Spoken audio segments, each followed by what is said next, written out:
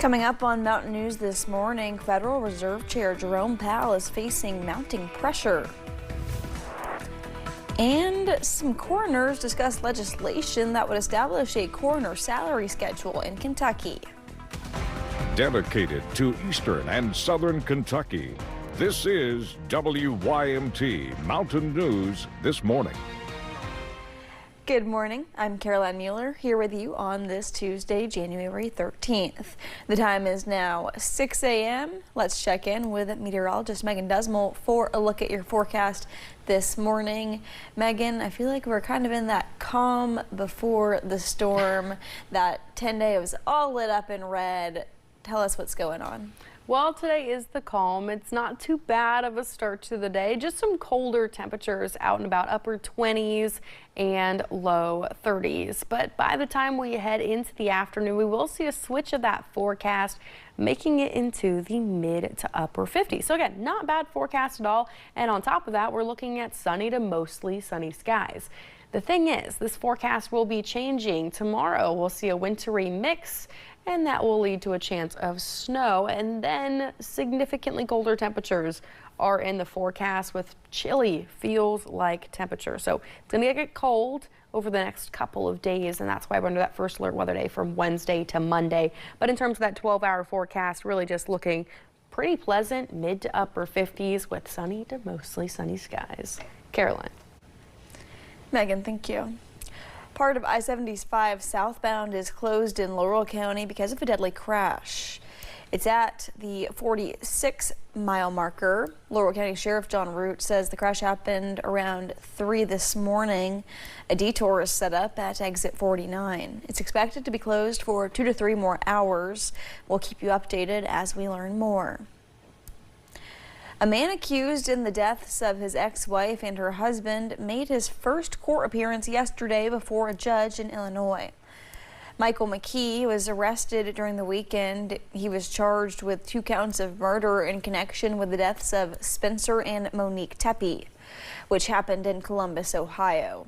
Police say they found the couple dead with apparent gunshot wounds during a welfare check. According to court records, McKee was Tepe's former husband. Today, President Trump heads to Detroit to give remarks on the economy, but growing tensions with Iran over its violent crackdown on protesters also remains top of mind. The president has announced new tariffs against countries that do business with Iran, and sources say he'll discuss updated options, including military and covert tools with his adversaries, with his advisors. CBS News' Bradley Blackburn has more from New York.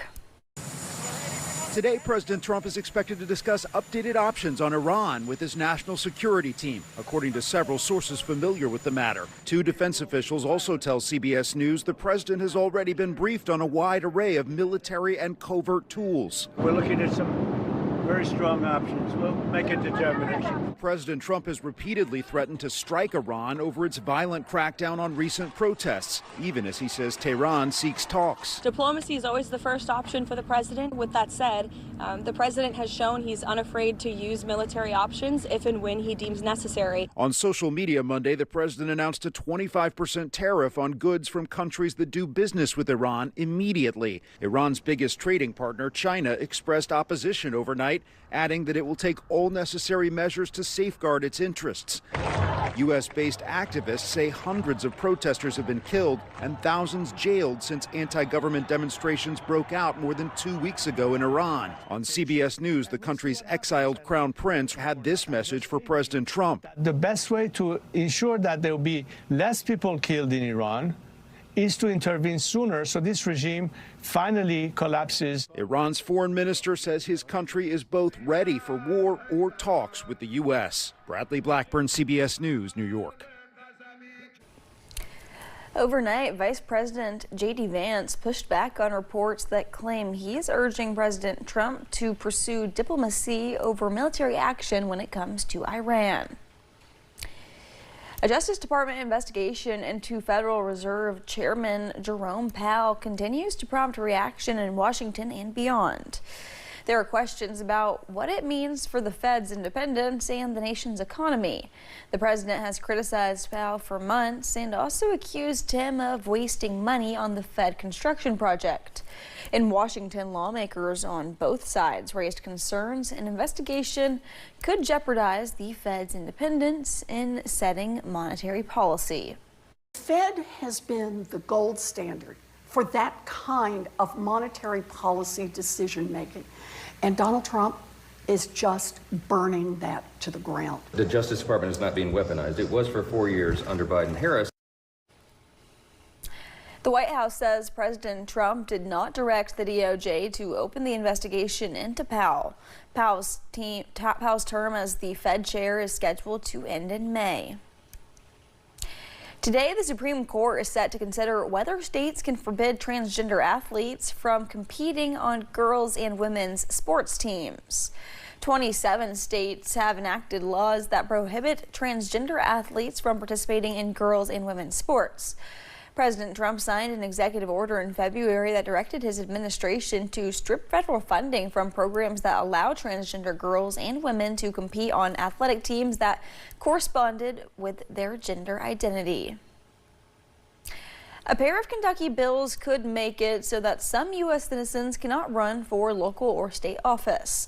If the measure becomes law, it could prevent some current lawmakers from running for re-election. Republican Representative Shane Baker of Somerset filed 2 bills that he says will strengthen qualifications for candidates.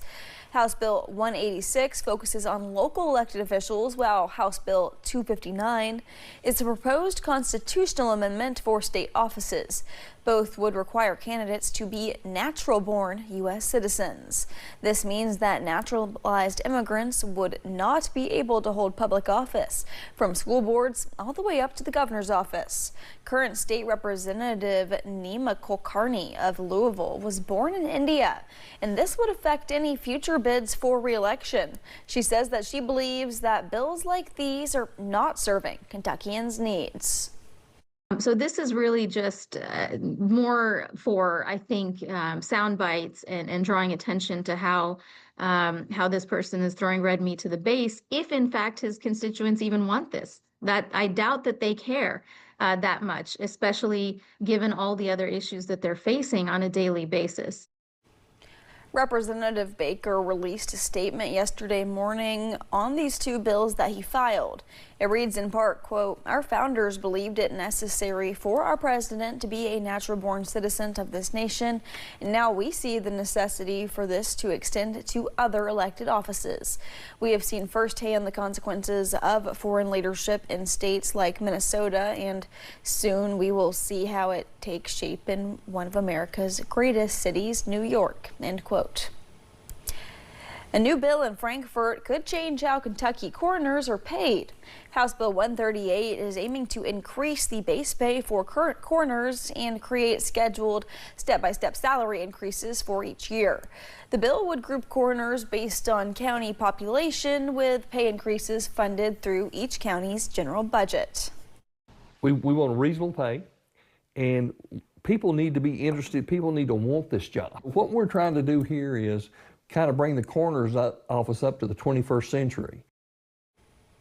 Members of the Kentucky Coroners Association are urging judge executives and other county offices to get on board with this bill.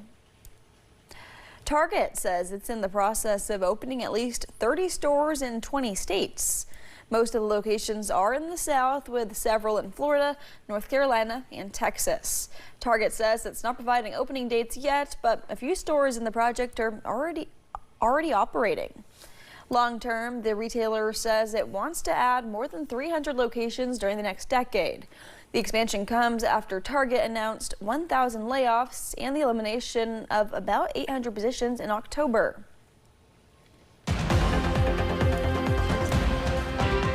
And we're starting off the day with plenty of clear conditions. No rain, no snow in that forecast, just a little bit of those clouds. Now, while it's staying calm tonight we will see the rain returning, and as a cold front moves through, that rain will transition into a wintry mix on Wednesday.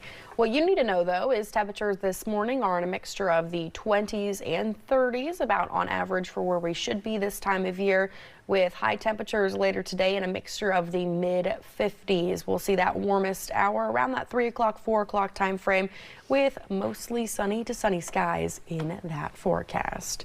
Caroline. Thank you, Megan. And thank you for getting your day started with us here on Mountain News this morning. Coming up, meet a young man with a disability that created his own podcast.